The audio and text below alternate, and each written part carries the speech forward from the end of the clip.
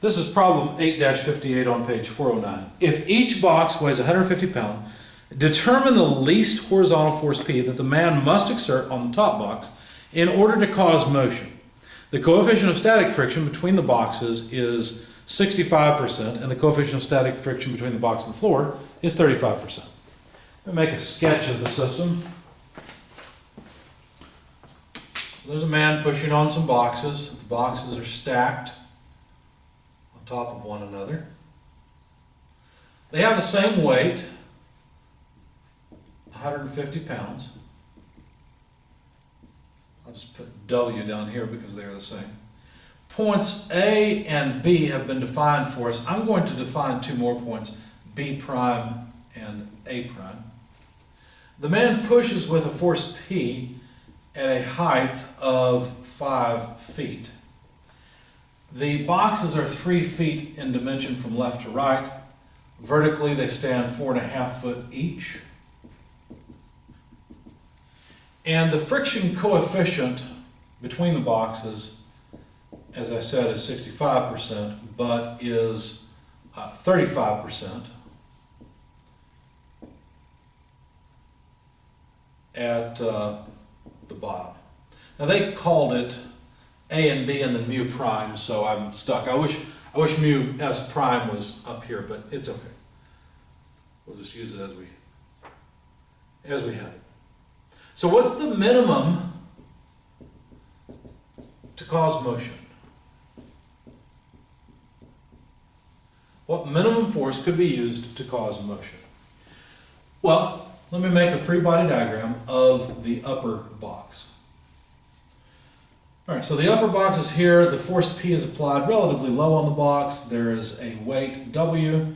There is a normal force and a friction force acting backward. Because obviously if this box starts to move, friction acts in the opposite direction. So opposite impending motion.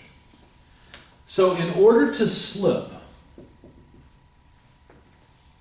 the friction force would be equal to the friction coefficient times the normal force.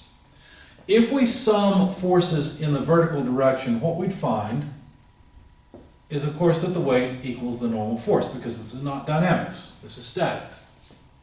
The weight force equals the normal force. There are no other forces in the vertical direction, so this is where we are.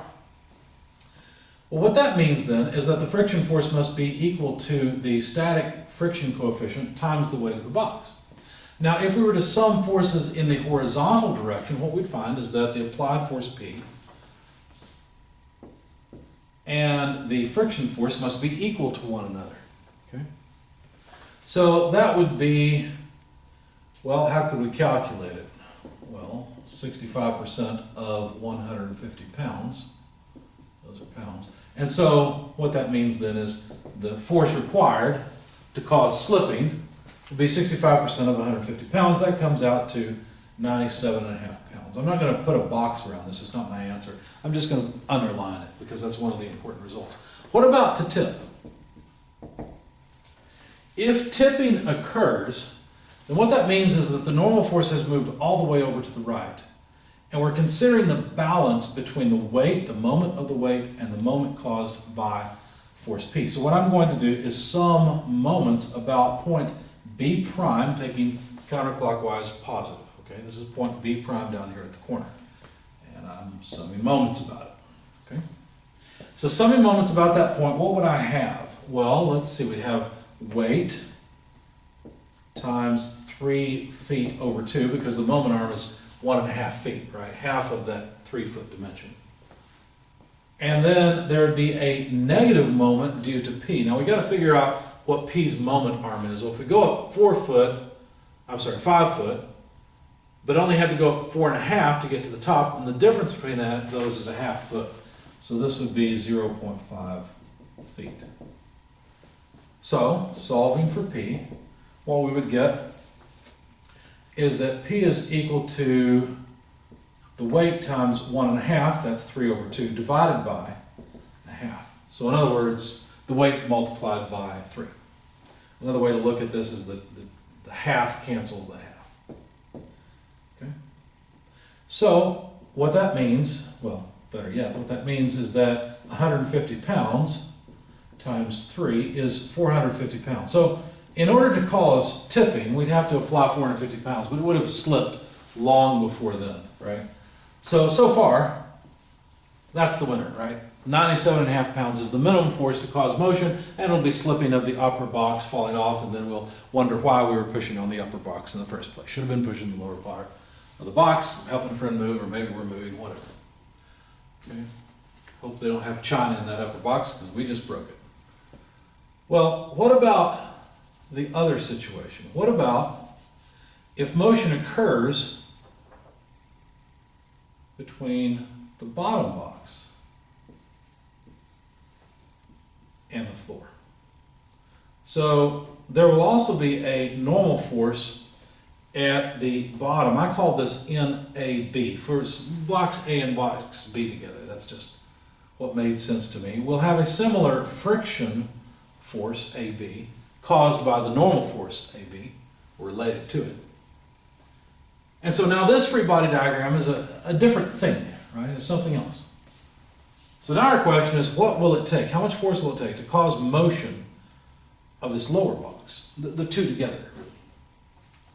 Well, let's do the same thing. Let's consider slipping.